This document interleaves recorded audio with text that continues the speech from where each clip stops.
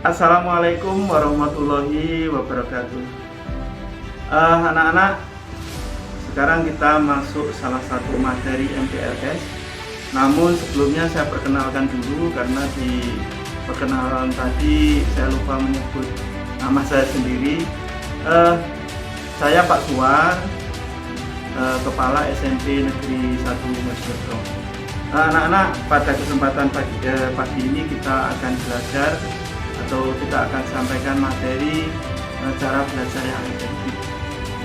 Sebetulnya begini anak-anak, saya lebih suka jika materi ini diistilahkan dengan cara bersekolah yang efektif, karena ketika kalian sekolah itu kalian tidak hanya belajar untuk mencapai kompetensi mata pelajaran tertentu, tetapi kalian juga belajar hidup, kalian belajar bergaul, kalian belajar bersosialisasi, kalian belajar berorganisasi, kalian belajar dan lain-lainnya, banyak sekali kalian belajar di sekolah.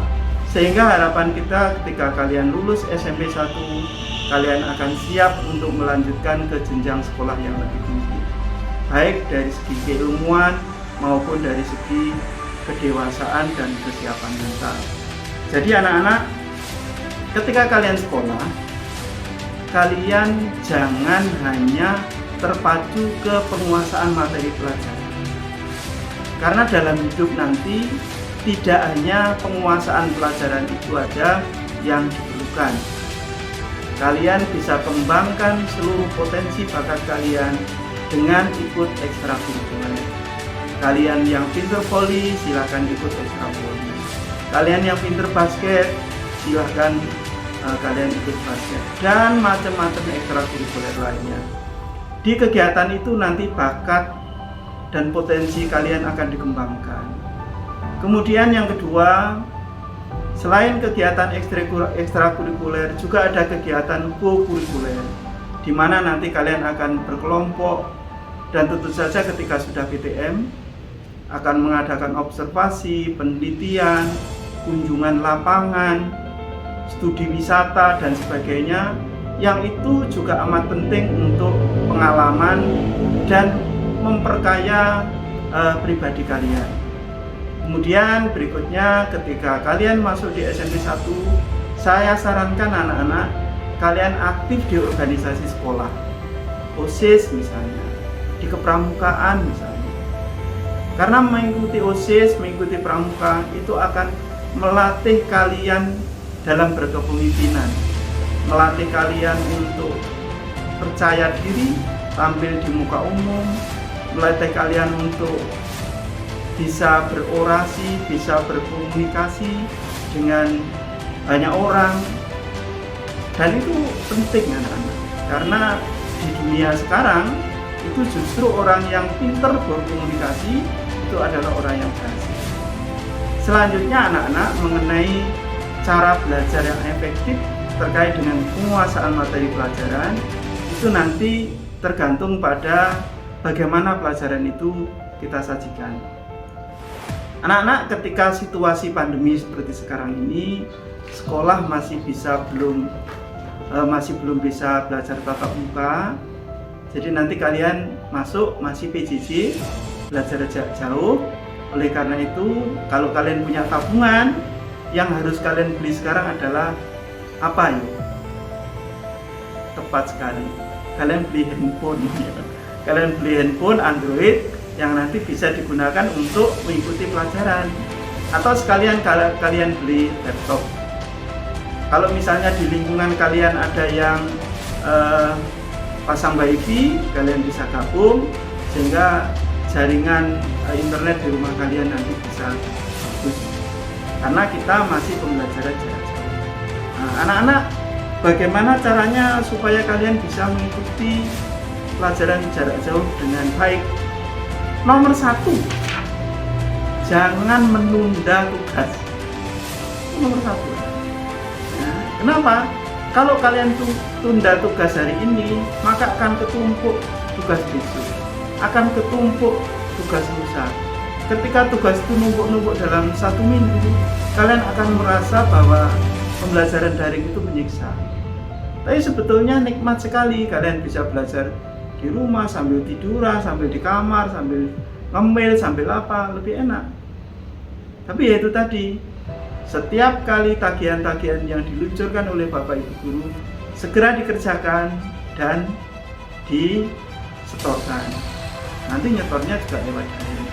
Ya, jadi syarat yang efektif ketika kalian belajar jarak jauh adalah jangan sekali-kali menunda tugas.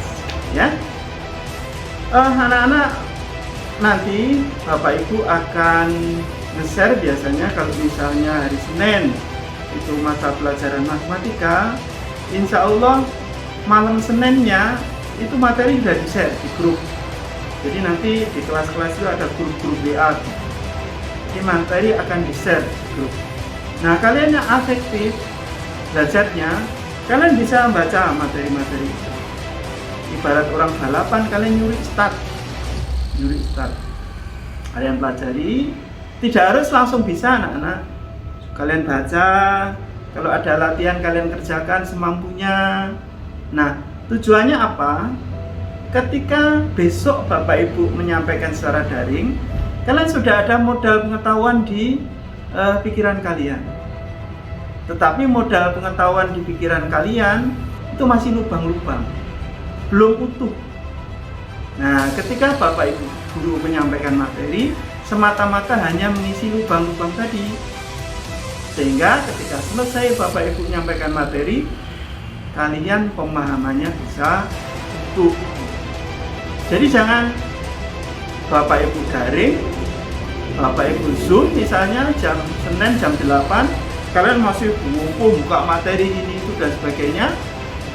Ini tadi mana? Nah, akhirnya kalian tuh kesulitan. Nah, kalau kesulitan, tugasnya juga kesulitan. Nanti kalau tugasnya kesulitan jadi menunda. Nah, itulah yang akhirnya menjadi berat anak-anak. Jadi sekali lagi kalian curi start.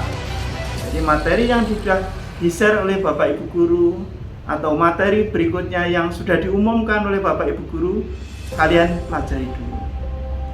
Kemudian berikutnya anak-anak, kalau ada materi-materi yang sulit, sekarang beda dengan zamannya Pak Suar sekolah dulu. Kalau dulu nggak bisa tanya ayah, ayah nggak bisa, pusing. Tanya ibu, ibu nggak bisa, pusing. Tanya tetangga, tetangga nggak bisa, pusing. Kalau sekarang nggak bisa, kalian tinggal apa? Buka Google, ya. Buka Google, ditanya, buka YouTube. Nah, itu semuanya akan membimbing kalian untuk belajar. Jadi ini sumber belajarnya sekarang tidak hanya Bapak Ibu guru, tetapi internet dan lain-lain. Nanti anak-anak, kalian juga akan diberi LKS gratis oleh sekolah. Nah, LKS itu nanti juga akan bisa kalian gunakan untuk panduan secara tertulis materi-materi yang kira-kira kalian mengalami kesulitan. Anak-anak, sekali lagi, ketika kalian bersekolah, maka raihlah semua ilmu, semua pengalaman dalam bersekolah, sehingga kalian lulus SMP 1. Nanti kalian siap secara materi, secara pengetahuan, secara kedewasaan untuk melanjutkan ke jenjang sekolah yang tinggi. Sekali lagi, hanya orang yang gigih yang berhasil dalam studinya. Bukan pinter atau tidaknya anak, bukan ditentukan oleh IQ anak itu, tapi seberapa gigih anak itu berjuang untuk membuat mata pelajaran itu bisa dia kuasai. Sekali lagi apa anak-anak? Kegigihan adalah pangkal kesuksesan. Saya kira itu dari Pak Suar. Mudah-mudahan kalian senang di SMP 1, nyaman di SMP 1, kalian nyaman bersekolah di SMP 1.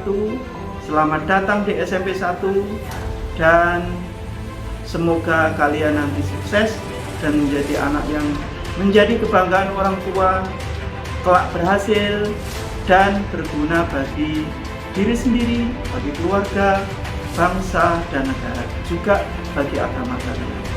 Saya akhiri, Assalamualaikum warahmatullahi wabarakatuh.